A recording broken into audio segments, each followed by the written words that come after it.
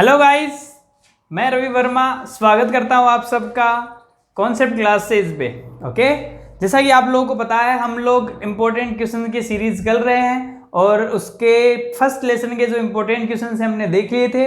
आज हम चैप्टर 2 को डिस्कस करने वाले हैं और चैप्टर 2 है वो है आरबीएससी में कौन सा, गाउस के नियम और उसके अनुप्रयोग। आई होप आपने पहले इसको पढ़ रखा होगा।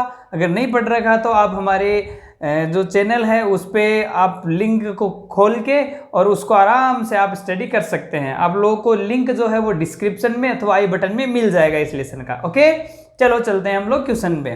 तो फर्स्ट क्वेश्चन जो है वो आपके सामने है, किसी घन के भीतर प्लस माइनस क्यू आवेश के एक द्विध्रुव को रखा जाता है। आपके पास कोई एक घन है और उस घन में आपने क्या रखा है, द्विध्रुव रखा है। कितने आवेश का, प्लस माइनस क्यू आवेश के एक द्विध्रुव को रखा गया है। तो घन से निर्गत कुल फ्लक्स का मान आपको निकालना है। ठीक है, तो चलो डायग्राम बना लेते हैं। आपके पास सबसे पहले घन दे रखा है तो घन बना लीजिए आप एक छोटा सा। चलो घन बना लेते हैं हम लोग। ये लीजिए हमारे पास एक घन है। ठीक,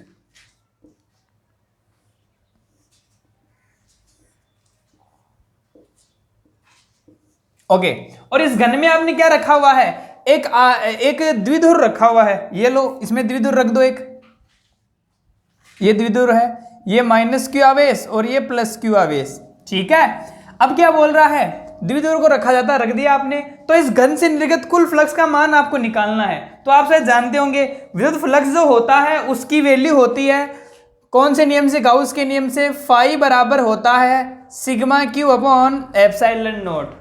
और ये सिग्मा क्यू कौन होता है, इस बंद पृष्ठ द्वारा परिबद्ध आवेश। तो इस बंद पृष्ठ में जो परिबद्ध आवेश है वो कितना है, माइनस क्यू और प्लस क्यू। तो आप क्या लिखेंगे, minus Q plus Q divided by epsilon not. और माइनस क्यू प्लस क्यू कितना हो जाएगा, zero. Zero upon epsilon not कितना हो जाएगा, जीरो। तो बताओ यहाँ फ्लक्स की वैल्यू कितनी होगी, जीरो होगी। तो बताओ ऑप्शन कौन सा, सही ऑप्शन आएगा इसका आंसर। बात समझ में आ गई आप लोगों को। ओके, और अगर वैसे भी आप सोचें दूसरा मेथड और आप देखें तो भी देख सकते हो। क्या आप जानते हैं माइनस क्यू से जो बल रेखाएं होती है, जो विद्युत बल रेखाएं, उनकी डायरेक्शन किधर होती है, अंदर की तरफ। जबकि प्लस के कारण बल रेखाएं किधर होती है, बाहर की तरफ। तो जितनी बल रेखाएं अंदर आ रही है उतनी बल रेखाएं बाहर जा रही हैं। तो कुल बल रेखाएं कितनी हो जाएंगी, जीरो। तो अब आप देखिए, अगर किसी बंद पृष्ठ से निर्गत फ्लक्स का मान जीरो कब होता है, जब वहां बल रेखाएं नहीं होती है या कुल जो आवेश है उसका मान कितना हो, जीरो हो। ठीक है, अच्छा क्वेश्चन नंबर 2 है, एक साबुन के बुलबुले को ऋणावेश देने पर उसकी त्रिज्या क्या हो जाती है, कम हो जाती है, बढ़ जाती है या अपरिवर्तित, या आप लोगों को इसका आंसर नहीं पता। तो देखो, सबसे पहले आप साबुन का बुलबुला, जब आप लोगों ने साबुन का बुलबुला टॉपिक पढ़ा होगा तो आपने क्या देखा होगा, ये आपके पास एक साबुन का बुलबुला था। ओके, और इस साबुन के बुलबुले पर चाहे आप प्लस क्यू आवेश दीजिए, चाहे आप प्लस क्यू आवेश दीजिए, चाहे आप कौन सा आवेश दीजिए, माइनस क्यू आवेश दीजिए, आप क्या देखेंगे, जब इस पर प्लस क्यू आवेश दिया जाता है, सपोज आपने प्लस क्यू आवेश दिया केवल, तो प्लस क्यू आवेश देने पर सभी आवेशों के मध्य क्या होगा, प्रतिकर्षण। तो प्रतिकर्षण के कारण इसका आकार क्या हो जाएगा, बढ़ जाएगा। अगर आपने इसको माइनस क्यू आवेश दिया है तो भी आपने क्या देखा है, यहाँ माइनस, यहाँ माइनस, यहाँ माइनस, यहाँ माइनस, हर स्थान पर कौन सा आवेश है, माइनस क्यू आवेश है। और समान आवेश के मध्य क्या होता है, प्रतिकर्षण। तब भी इस बुलबुले का आकार क्या हो जाएगा, बढ़ जाएगा। तो याद रखें, जब भी आप किसी बुलबुले को आवेशित करते हैं तो उसका आकार क्या हो जाता है, बढ़ जाता है। तो बताओ आकार क्या हो जाएगा इसका, बढ़ जाएगा। कौन सा, ऑप्शन नंबर बी। ठीक है, एक बार यहां तक कीजिए, स्क्रीनशॉट लीजिए, फिर चलते हैं हम लोग आगे। अगला क्वेश्चन है क्वेश्चन नंबर 3, वायु में स्थित इकाई धनावेश से निकलने वाले संपूर्ण विद्युत फ्लक्स का मान क्या होगा, वो हमें बताना है। आप शायद जानते होंगे फ्लक्स की जो वैल्यू होती है फाई इक्वल्स टू क्या होता है, sigma Q upon epsilon not. Okay, अब क्वेश्चन के अकॉर्डिंग बताओ, क्या इकाई धनावेश, जो आवेश का मान है वो कितना है, इकाई धनावेश मतलब क्या, प्लस का 1 कूलम आवेश है। ठीक है, अपॉन नीचे कितना है, एप्सिलॉन नॉट। तो बताओ फ्लक्स का मान कितना होगा, 1 अपॉन एप्सिलॉन नॉट। बताओ आपको ऑप्शन नंबर कौन सा मिलेगा, ब। तो ऑप्शन नंबर कौन सा होगा आपके पास, ब। ठीक है, फिर अगला क्वेश्चन देखिए, दो चालक गोलों की त्रिज्याएं क्रमशः ए और बी है। एक चालक गोला जिसकी त्रिज्या है ए और दूसरे की है बी, इन्हें समान पृष्ठ आवेश घनत्व से आवेशित किया जाता है। इसने क्या बोला है कि जो पृष्ठ घनत्व है वो एक समान है। अच्छा, आप शायद जानते हैं कि आवेश पृष्ठ घनत्व को हम लोग सिग्मा से दिखाते हैं। इसका मतलब दो सिग्मा पृष्ठ है, कितने कितने, सिग्मा 1 और सिग्मा 2, दोनों की वैल्यू कैसी है, एक समान है। अच्छा, तो आवेशित करने पर इनकी सतह पर विद्युत क्षेत्र की तीव्रता को अनुपात बताना है। तो हमें इनकी सतह पर, किस पर, सतह पर विद्युत क्षेत्र की तीव्रता, आप शायद जानते होंगे आवेशित गोले के कारण जो सतह पर विद्युत क्षेत्र की तीव्रता होती है E = वो कितनी होती है, KQ/ त्रिज्या का स्क्वायर, KQ/ R का स्क्वायर। ये आप लोगों ने पढ़ा होगा, ठीक है। तो पहले हमें क्वेश्चन की लैंग्वेज के अनुसार चलना है। दो गोले जिनकी त्रिज्या कितनी है, A और B है। सबसे पहले इन्हें समान पृष्ठ आवेश घनत्व से आवेशित किया गया है। तो प्रश्न के अनुसार बताओ सबसे पहले क्या, इन्हें समान आवेश घनत्व से आवेशित किया गया है। पहला मान लेता हूं मैं सिग्मा 1 है और दूसरा कौन है, सिग्मा 2 है, ठीक है। आप शायद जानते हो कि पृष्ठ आवेश घनत्व होता है एकांक क्षेत्रफल पर उपस्थित आवेश, जिसको आप लोग शायद जानते होंगे सिग्मा = होता है Q/A। हाँ या ना, तो बताओ जैसा जो पहला है उसके अनुसार क्या हो जाएगा, उसके अनुसार हो जाएगा Q1/ किसका क्षेत्रफल, पहले गोले का क्षेत्रफल, और गोले का क्षेत्रफल आप जानते होंगे 4πr² होता है। तो बताओ क्या लिख देंगे, 4π, और पहले गोले की त्रिज्या कितनी है, A, तो क्या हो जाएगा 4πa², ठीक है। ये ऊपर तो कौन है, Q1 है, ऊपर तो कौन है, Q1/4πa², ठीक, इक्वल्स टू दूसरा गोले का पृष्ठ आवेश घनत्व, और आप जानते हो Q/A। तो मानता हूं दूसरे गोले पर आवेश कितना दिया आपने, Q2, और इसका क्षेत्रफल कितना होगा, दूसरे गोले का क्षेत्रफल कितना, 4πb²। ओके, तो ध्यान से क्या हो जाएगा, 4π से 4π कैंसिल, यहां से आप लोग किसका मान निकाल सकते हैं, Q1/Q2 का मान निकाल सकते हैं। बताओ Q1/Q2 का मान क्या हो जाएगा, Q1/Q2 ये चला जाएगा ऊपर, तो बताओ क्या हो जाएगा, A²/B²। चलो चलते हैं आगे। लेकिन भाई साहब हमें आवेश नहीं निकालना, हमें तो क्या निकालना है, इनकी विद्युत क्षेत्र की तीव्रता को अनुपात निकालना है। तो विद्युत क्षेत्र की तीव्रताएं आप जानते हैं, E = क्या होता है, पृष्ठ विद्युत क्षेत्र की तीव्रता, E = होता है KQ/R²। तो जो पहला गोला है उसकी विद्युत क्षेत्र की तीव्रता कितनी हो जाएगी, वो हो जाएगी E1 = बोलो क्या, KQ1/A², होता है। सिमिलरली E2 क्या हो जाएगा, E2 हो जाएगा KQ2/B²। हमें क्या करना, अनुपात करना है, तो दोनों में भाग दे दीजिए। बताओ क्या हो जाएगा, E1/E2। तो इसमें इसका भाग दे दीजिए, तो बताओ ऊपर कौन, ऊपर हो जाएगा KQ1/A², और भाग लग जाएगा तो नीचे वाला ऊपर चला जाएगा। बताओ क्या, B²/KQ2। कैसे क्या हो जाएगा, कैंसिल। और आप देखो ध्यान से, यहां ऊपर Q1 है, नीचे कौन है, Q2। देखो Q1/Q2 का वैल्यू अपन कितने रख सकते हैं, A²/B² रख दीजिए। तो बताओ क्या हो जाएगा, E1/E2 = Q1/Q2, इसकी वैल्यू क्या रख सकते हैं, A²/B²। तो बताओ क्या, A²/B² इंटू ऊपर कौन है, B², नीचे कौन है, A²। A² से A² कैंसिल, B² कैंसिल, ठीक है। तो बताओ क्या बचा, यहाँ पे ऊपर बचा 1, नीचे बचा 1। तो बताओ इनका अनुपात क्या आ गया, E1/E2 का मान कितना आया, 1:1। देखो आंसर में कौन सा आएगा, ब।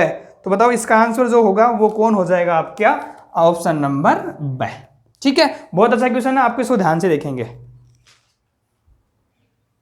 चलते हैं अगले क्वेश्चन पे, क्वेश्चन नंबर 5। विद्युत क्षेत्र की तीव्रता E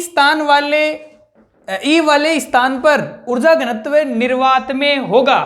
आपको क्या करना है, ऊर्जा घनत्व का मान निकालना है। और आप लोगों ने लेसन नंबर 2 में ऊर्जा घनत्व का फॉर्मूला पढ़ा होगा। ऊर्जा घनत्व का फॉर्मूला क्या आया था आपके पास, U/E वो आया होगा 12ε0E²। ये किसका फॉर्मूला होता है, ऊर्जा घनत्व का। तो देखो ऐसा कौन सा फॉर्मूला आपको दिखाई दे रहा है यहाँ पर, 12ε0E²। कौन सा दिख रहा है, ये भी नहीं है, ये भी नहीं है, ये भी नहीं है, ये कौन सा, ऑप्शन नंबर द। तो बताओ कौन सा ऑप्शन होगा, इसका आंसर द ऑप्शन होगा, ठीक है। फिर इसी प्रकार से अगले क्वेश्चन में चलते हैं। क्वेश्चन नंबर अगला है, दी गई आकृति के छायांकित भाग से निर्गत फ्लक्स का मान होगा। आपके पास एक छायांकित भाग दे रखा है, उससे निर्गत फ्लक्स का मान आपको बताना है। तो बताओ क्या होगा, आपके पास छायांकित भाग है, इस छायांकित भाग से निर्गत फ्लक्स का मान आपको बताना है। आप जानते हैं फ्लक्स की जो वैल्यू होती है वो कितनी होती है, फाई बराबर σQ/ε0। सिग्मा क्यू होता है सभी आवेशों का बीजगणितीय योग। बताओ कितने आवेश हैं, प्लस का 4 कूलम, प्लस का 5 कूलम और माइनस का 3 कूलम। सदिश जो आपका आवेश है वो एक अदिश राशि होती है, तो हम लोग बीजगणितीय योग करते हैं यहाँ पे। तो बताओ क्या होगा, प्लस का 4 माइक्रोकूलम 4 कूलम, प्लस का 5 कूलम और माइनस का 3 डिवाइडेड बाई एप्सिलॉन नॉट। तो बताओ कितना हो जाएगा, 4 5 9, 9 में से 3 गए तो 6। तो बताओ कितना आ जाएगा आंसर, 6 अपॉन एप्सिलॉन नॉट। ठीक है, तो यहाँ फ्लक्स का मान कितना हो जाएगा, 6 बाई एप्सिलॉन नॉट। बताओ ऑप्शन नंबर कौन सा, ऑप्शन नंबर स होगा। ठीक है, ये थे आपके ऑब्जेक्टिव क्वेश्चन। फिर चलते हैं हम लोग आगे। अगला जो क्वेश्चन है हमारा क्वेश्चन नंबर 7, वो है किसी समरूप आवेशित अचालक परत के कारण विद्युत क्षेत्र की तीव्रता को दूरी के साथ आलेखित करना है। ठीक है, अच्छा टॉपिक देखिए, आप लोगों ने गाउस के नियम के अनुप्रयोग पढ़े होंगे, उसमें से ये टॉपिक है अचालक परत के कारण विद्युत क्षेत्र की तीव्रता। और आपको शायद पता होगा, आपको याद होगा, अचालक परत के कारण जो विद्युत क्षेत्र की तीव्रता आती है वो आती है E = sigma upon 2 epsilon not. Okay, अच्छा तो आप देखिए ध्यान से, ये क्या बोल रहा है, दूरी के साथ आलेखित करना है। किसके साथ, दूरी के साथ। क्या आप लोग यहाँ पर E और R के साथ मध्य कोई आपको कुछ रिलेशन दिखाई दे रहा है, नहीं, मतलब ये दूरी पर निर्भर नहीं करता है। और आपने पढ़ा भी होगा गाउस के नियम के अनुप्रयोग, लास्ट में आपने एक लाइन जरूर लिखी होगी, क्या कि आवेशित अचालक परत या चालक परत के कारण जो विद्युत क्षेत्र की तीव्रता होती है वो दूरी पर निर्भर नहीं करती है। और जो दूरी पर निर्भर नहीं करती उसका आरेख कैसा आएगा, एक कांस्टेंट रेखा प्राप्त होती है, लीनियर रेखा। तो इसका जो आरेख है वो मेरे प्यारे बच्चों को जिस प्रकार से प्राप्त होने वाला है, ऐसा आप लोग यहां दिखाएंगे कौन E, यहां दिखाएंगे कौन R, तो आपके पास जो आरेख है वो बिल्कुल एक स्ट्रेट लाइन प्राप्त होगा इस प्रकार से। ओके, ये कौन था आपका क्वेश्चन नंबर 7 का आंसर। ठीक है, अब चलते हैं हम लोग क्वेश्चन नंबर 8 में। चलो ये चलते हैं क्वेश्चन नंबर 8, ध्यान से देखिए, वो है विद्युत फ्लक्स को परिभाषित करते हुए इसका मात्रक और विमा लिखिए। ठीक, हालांकि ये क्वेश्चन अलग अलग रूप में पूछा जा सकता है, विद्युत फ्लक्स का मात्रक अथवा विद्युत फ्लक्स की विमा, या पूछ सकता है सदिश राशि अथवा अदिश राशि है, या इसकी परिभाषा। बट इसका एक क्वेश्चन अवश्य आने वाला है।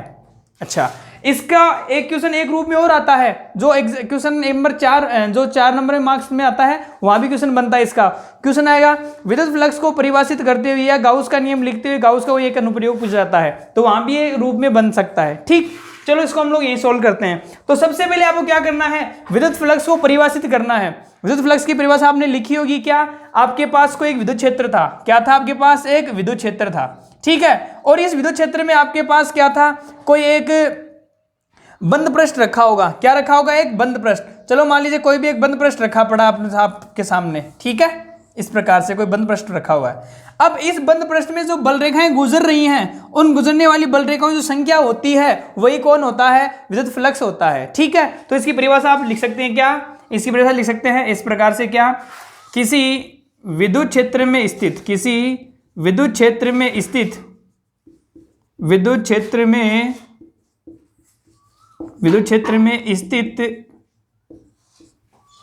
बंद पृष्ठ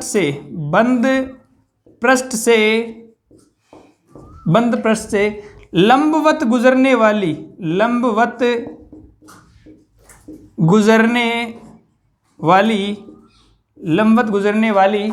विद्युत बल रेखाओं की संख्या, लंबवत गुजरने वाली विद्युत बल रेखाएं बोल दो या विद्युत क्षेत्र रेखाएं बोल दो, एक ही बात है।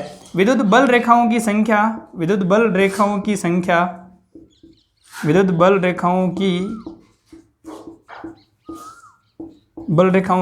संख्या वही क्या कहलाता है, विद्युत फ्लक्स कहलाता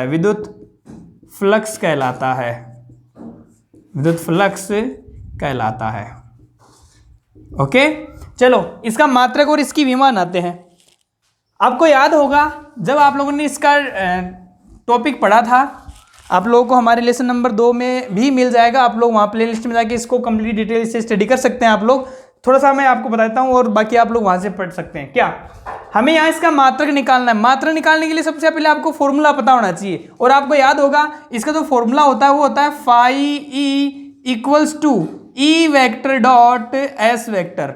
याद होगा आप लोगों को। ओके, यहाँ E कौन है, विद्युत क्षेत्र की तीव्रता, S कौन है, क्षेत्रफल सदिश। चलो इसका मात्रक बनाते हैं। तो बताओ इसका मात्रक क्या बन जाएगा, इसका मात्रक बन जाएगा E, विद्युत क्षेत्र की तीव्रता का मात्रक होता है न्यूटन पर कूलम। तो यहाँ क्या लिख देंगे आप, न्यूटन पर कूलम। साथ में कौन है, क्षेत्रफल सदिश। क्षेत्रफल सदिश का मात्रक क्या होता है? Metre square. तो बताओ इसका मात्रक क्या हो जाएगा? इसका मात्रक हो जाएगा मेरे प्यारे बच्चों न्यूटन प्रति कूलम इंटू मीटर स्क्वायर। ठीक है यार, न्यूटन इंटू मीटर स्क्वायर प्रति कूलम। चलो इसकी विमा बनाते हैं। क्या बनाते हैं इसकी? विमा।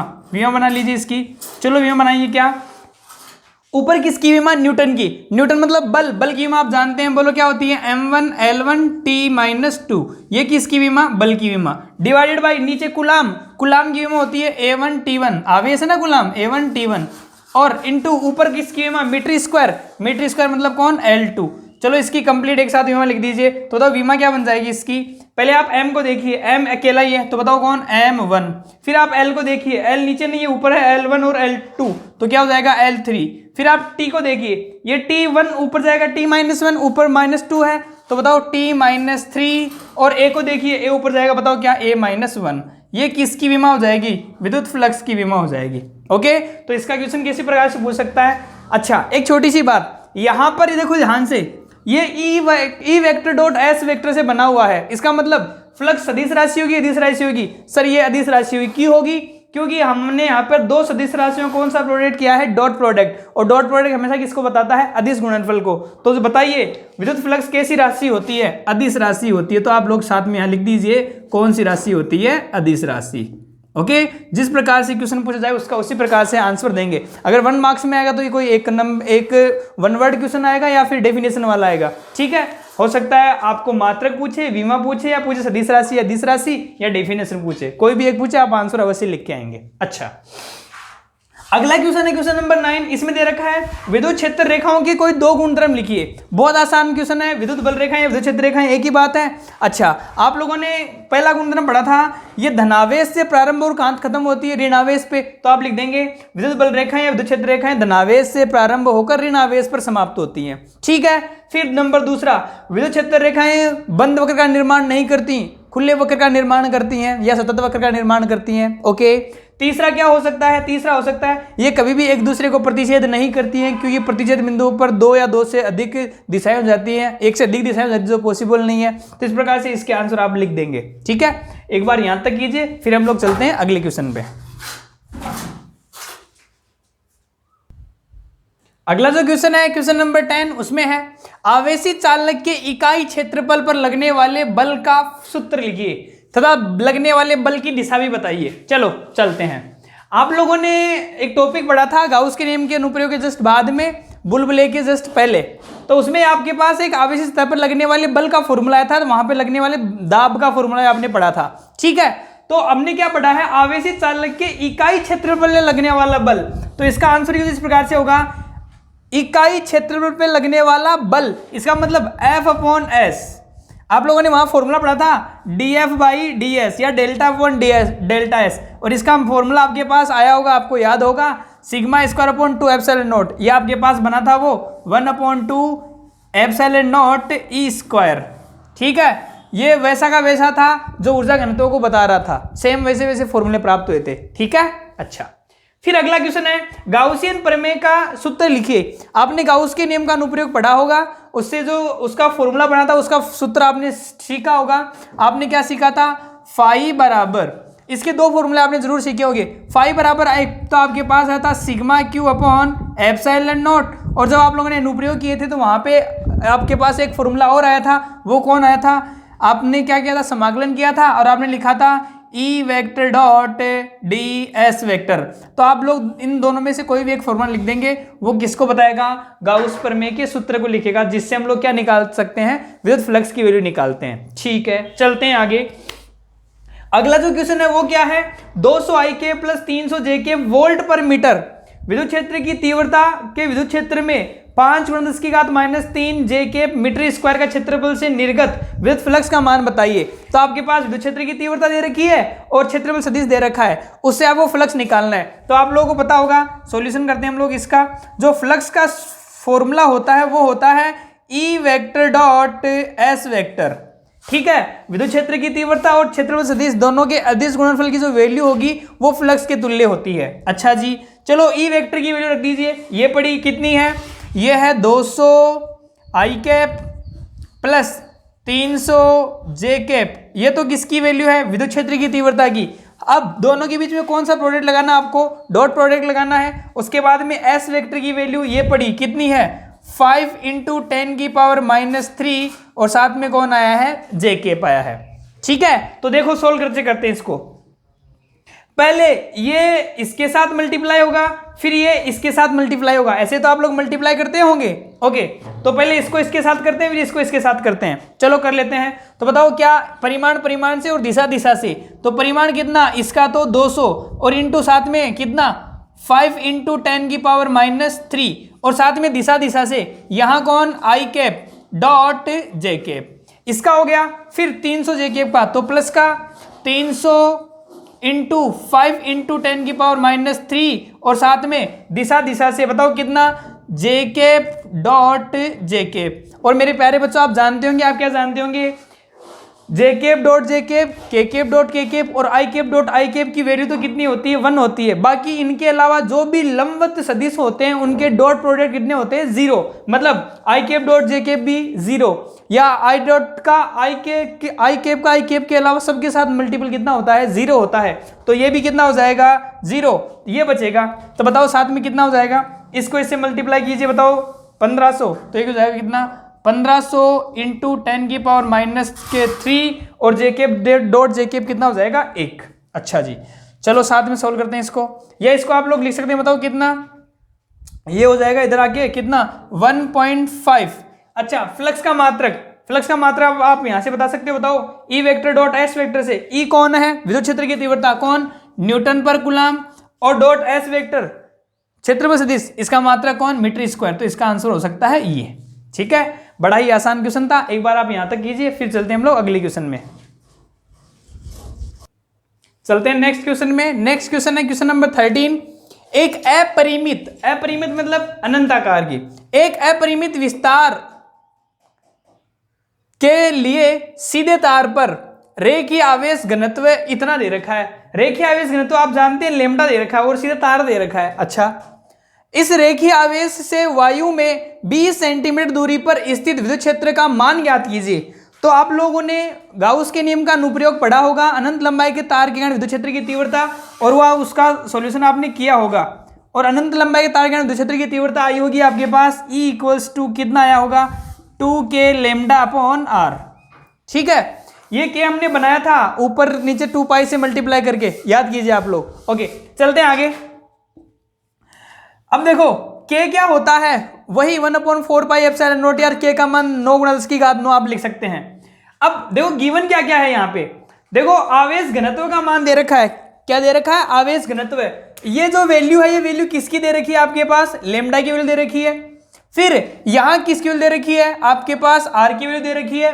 तो आप लोग यहाँ इसके निकट विद्युत क्षेत्र की तीव्रता आसानी से ज्ञात कर सकते हैं। चलो वैल्यू रख दीजिए, बताओ क्या हो जाएगा आपके पास, जाएगा 2K की वैल्यू कितनी, वही 9 × 10⁹ इंटू, ये निर्वात में तो बनाना है आप लोगों को, जब तक आपके पास माध्यम ना बोले तब तक निर्वात सोल्व करना आपको। अच्छा, K का मान लिख दिया, लेमडा, बताओ लेमडा का मान कितना है 2 माइक्रो मतलब 10⁻⁶ डिवाइडेड बाई, बताओ कितना R कितना 20 सेंटीमीटर, तो ये लीजिए कितना 20 सेंटी मतलब 10⁻⁻²। ठीक है, इसको सोल्व कर दीजिए, आसानी से सोल्व कर लेंगे आप। चलो सोल्व कीजिए। आप देख रहे हो यहाँ से ये 10 ये 0 1 और 10⁻² यहाँ से 1 कम हो जाएगा, और 10⁻² में से 1 ऊपर जाएगा तो यहाँ प्लस हो जाएगा, तो 10 की घात ये हो जाएगी 20। तो देखो कितना हो जाएगा, 2 से ये 2 कैंसिल हो जाएगा। अच्छा जी, 9 दूनी 18, ये लीजिए 18 इंटू यहाँ से 1 0 कम हो जाएगा, 1 0 ऊपर जाएगा वो प्लस का, तो कितना हो जाएगा 10⁻10 और 10 की घात कितनी -6, ये लीजिए कितनी -6। तो आपके पास सोल्यूशन हो जाएगा कितना बताओ 18 × 10 की घात 10 में से 5 गए तो 10 में 6 गए तो कितना 4, ये लीजिए 4। अच्छा, विद्युत क्षेत्र की तीव्रता का मात्रक आप जानते हैं कितना होता है न्यूटन पर कूलम, तो क्या हो जाएगा न्यूटन पर कूलम, ये आपका आंसर हो जाएगा। अच्छा जी, फिर चलते हैं अगले क्वेश्चन में। अगला क्वेश्चन क्या है, एक अनंत विस्तार की चालक परत के 1 सेंटीमीटर स्क्वायर क्षेत्रफल में 17.7 माइक्रो कूलम आवेश है, परत के निकट विद्युत क्षेत्र की तीव्रता का मान ज्ञात करना है। और आप जानते होंगे ये परत कौन सी है, चालक परत है, और चालक परत के विद्युत क्षेत्र की तीव्रता आप जानते हैं। बताओ मेरे प्यारे बच्चों कितनी होती है, वो होती है E = सिग्मा अपॉन, बताओ चालक परत है ना, तो चालक कारण होती है एप्सिलॉन नॉट। अगर अचालक होती तो सिग्मा अपॉन 2 एप्सिलॉन नॉट होता। ठीक है, चलो सोल्व करते हैं। हाँ जी, किसकी वैल्यू दे रखी है, इसने सिग्मा की वैल्यू नहीं दे रखी, तो सिग्मा आप लोग बना सकते हैं। आप जानते हैं सिग्मा जो होता है वो पृष्ठ आवेश घनत्व होता है, और पृष्ठ आवेश घनत्व क्या होता है, Q/A, एकांक क्षेत्रफल पे उपस्थित आवेश की मात्रा, वो कौन होता है, पृष्ठ आवेश घनत्व है। तो बताओ यहां से पृष्ठ आवेश घनत्व आप निकाल सकते हैं। बताओ Q का मान कितना, Q का मान है 17.7 माइक्रो, मतलब 10⁻⁻6 डिवाइडेड बाई A, क्षेत्रफल कितना दे रखा है 1 सेंटीमीटर स्क्वायर, तो 1 सेंटीमीटर स्क्वायर है, हमें तो मीटर स्क्वायर में कन्वर्ट करना है, सेंटीमीटर में है, तो बताओ कितना 10⁻, सेंटीमीटर 10⁻⁻2, और इसका भी स्क्वायर 10⁻⁻4, तो कितना हो जाएगा 10⁻⁻4। ये किसका मान आ गया आपके पास, सिग्मा का। अब हमें यहाँ पे सिग्मा का मान रख के नीचे एप्सिलॉन नॉट का मान रख देना है, और एप्सिलॉन नॉट का मान आप जानते हैं, बताओ कितना होता है एप्सिलॉन नॉट का मान, वो होता है 8.85 × 10⁻⁻12। अब ये दोनों मान यहाँ रख दीजिए, सोल्व कर लीजिए। बताओ सिग्मा का मान, ये पड़ा सिग्मा का मान, बताओ कितना 17.7 × 10⁻⁻6 डिवाइडेड बाई, बताओ कितना 1 × 10⁻⁻4। अच्छा जी, चलो 10⁻⁻4 ऊपर ले जाएंगे, बाद में ले जाएंगे साथ में, इनटू डिवाइडेड बाई कितना है एप्सिलॉन नॉट, एप्सिलॉन नॉट की वैल्यू ये रही, बताओ कितनी, ये एप्सिलॉन नॉट की वैल्यू है 8.85 × 10⁻, बताओ कितना 10⁻⁻12 है। अच्छा जी, चलो काटते हैं इसको, ये 8.85, ये 17.7, जब आप लोग इसको लगभग 2 से मल्टीप्लाई करेंगे तो 17.7 के आसपास आएगा, सोल्व करके देख लेना। तो 8.85 को इससे काट दें कितनी बार, 2 टाइम चला जाएगा। अच्छा जी, ये 10⁻⁻4, ये 10⁻⁻12, 10⁻⁻16 ऊपर जाएगी 10⁻16, 10⁻⁻6 कितने हो जाएगी 10 बच जाएगा। तो बताओ सॉल्यूशन क्या हो जाएगा, 2 × 10⁻, बताओ कितना बच जाएगा 16, ऊपर गए 10, तो बताओ कितना बच जाएगा 10। अच्छा, मात्रक लिखिए, विद्युत क्षेत्र की तीव्रता का मात्रक आप जानते हैं, बताओ कौन, न्यूटन पर कूलम। तो बताओ मात्रक क्या हो जाएगा, न्यूटन पर कूलम। इसके सॉल्यूशन आप आसानी से कर सकते हैं। आप लोग एक बार इसको स्क्रीनशॉट या स्क्रीन पोज करके लिखिए क्वेश्चन को और आसानी से सोल्व कीजिए। और हाँ, विशेष बात, अक्सर ऐसा देखा गया है और आज तक के बोर्ड इतिहास में ऐसा इतिहास रहा भी इस लेसन का कि यहाँ से मैक्सिमम बार जो भी क्वेश्चन बने हैं बोर्ड एग्जाम में वो 4 नंबर का बड़ा क्वेश्चन बना हुआ है। बात समझ में आ गई। तो इस बार भी यहाँ से बोर्ड एग्जाम में 4 नंबर का जो क्वेश्चन है वो बनने की पूरी उम्मीद है। बात समझ में आ गई। और वो कौन से क्वेश्चन बन सकते हैं अभी हम लोग उनके बारे में डिस्कस करने वाले हैं। एक बार आप यहाँ तक कीजिए, फिर हम लोग और चलते हैं आगे। चलते हैं अगले क्वेश्चन की तरफ। अब अभी मैंने जो डिस्कस किया था आपके साथ में क्या कि जो हमारा गाउस के नियम के अनुप्रयोग हैं वो वृहद क्वेश्चनों में पूछे जाते हैं। बड़े क्वेश्चन इसका आता ही आता है 4 मार्क्स में, ठीक है। और अब वो कैसे करना है उसके बारे में हम लोग थोड़ा पता कर लेते हैं। जैसे मान लीजिए क्वेश्चन आया आपके पास, स्थिर वैद्युतिकी के लिए गाउस का नियम लिखिए। तो पहली बात आपको बता दूं मैं, जब भी गाउस के नियम से 4 नंबर का क्वेश्चन आएगा वहां से सबसे पहले आपको गाउस का नियम लिखवाया जाएगा। अवश्य बोले गाउस का नियम लिखिए तो 1 मार्क्स का एक क्वेश्चन बन जाएगा वहां पे। जो 4 मार्क्स का क्वेश्चन होता है वो टुकड़ों में होता है। जैसे गाउस के नियम की जो डेफिनेशन है वो कितने नंबर की हो जाएगी, 1 नंबर की हो जाएगी। तो गाउस का नियम कितने नंबर में, 1 नंबर में। अच्छा, उसके बाद में लिखा है क्या, समरूप आवेशित चालक पट्टिका के कारण, किसके कारण, समरूप आवेशित चालक पट्टिका के कारण विद्युत क्षेत्र की तीव्रता ज्ञात कीजिए। इसके लिए आवश्यक व्यंजक और ग्राफ बनाइए। तो ऐसे करके टोटल क्वेश्चन कितने नंबर का हो जाएगा, 4 मार्क्स का हो जाएगा। तो आपको सबसे पहले क्या करना है, गाउस का नियम लिखना है। उसके बाद में देखो अब अनुप्रयोग थोड़ा आपके दिमाग में आ जाना चाहिए। क्वेश्चन पढ़ते ही क्या लिखा है, समरूप आवेशित चालक पट्टिका के कारण। तो आपको डेरिवेशन कौन सा करना है, चालक पट्टिका वाला करना। तो सबसे पहले चालक पट्टिका का डायग्राम बनाएंगे, उसके बाद में उसमें विद्युत क्षेत्र की तीव्रता की दिशा निकालेंगे, उसका परिमाण ज्ञात करेंगे, उसके बाद में उसके साथ में ER वक्र है वो बना लेंगे। अगर आप इतना करके आते हैं आपको कितने नंबर मिल जाएंगे, 4 नंबर मिल जाएंगे। आप लोग चिंता में ना आए, हम लोगों ने जो लेसन नंबर 2 में जो डेरिवेशंस कर रखे हैं उसमें हर एक चीज ना डिटेल से बता रखी है। तो आप लोग बिना किसी चिंता के हमारा जो लेसन नंबर 2 है उसकी प्लेलिस्ट में जाइए और वहां अनुप्रयोग पढ़े हैं, उसमें से अनुप्रयोग में आप आसानी से इसको पढ़ सकते हैं। मैं उसका जो लिंक है आप लोगों को डिस्क्रिप्शन में और आई बटन में दे दूंगा, आप लोग वहां से आसानी से उसको रीड कर सकते हैं, ठीक है। फिर अगला क्वेश्चन आ सकता है कौन सा, गाउस का नियम लिखते हुए इसकी सहायता से आवेशित अनंत लंबाई के तार के कारण विद्युत क्षेत्र की तीव्रता।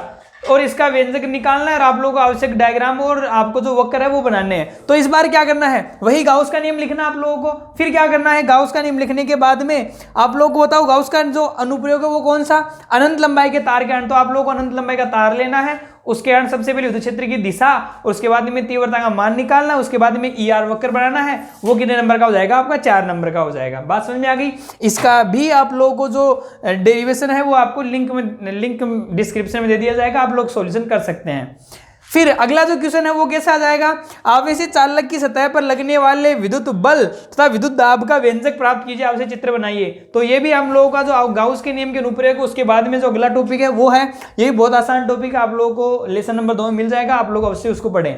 फिर जो लास्ट क्वेश्चन है वो ये आ सकता है क्या, गाउस का नियम लिखते हुए इसकी सहायता से अचालक गोले का विद्युत क्षेत्र की तीव्रता।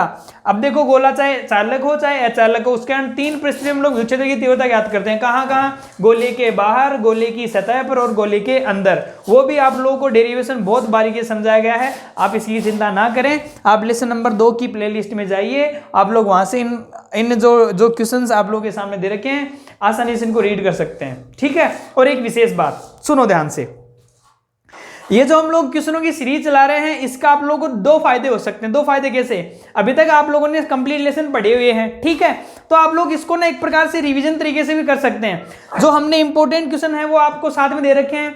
तो अगर आप लोग ये वीडियो पढ़ने से पहले आप लोग एक बार अपने मन से कंप्लीट लेसन पढ़ के आए, तो मैं ऐसा मानता हूं आप लोग मेरे आंसर देने से पहले इन क्वेश्चनों के आंसर देने लग जाएंगे, ठीक है। तो जो अच्छे अच्छे क्वेश्चन हम लोग हमने यहाँ पे व्यवस्थित कर रखा है, और साथ में आप लोग हर एक क्वेश्चन को, हर एक डेरिवेशन को साथ के साथ करते रहिए, ताकि आप लोग को रिवीजन भी होता रहे और एग्जाम तक आप लोग बहुत अच्छी तैयारी कर सकते हैं। बात समझ में आ गई। और मेरे प्यारे बच्चों, आपको बता दूं मैं, एग्जाम डेफिनेटली होगी।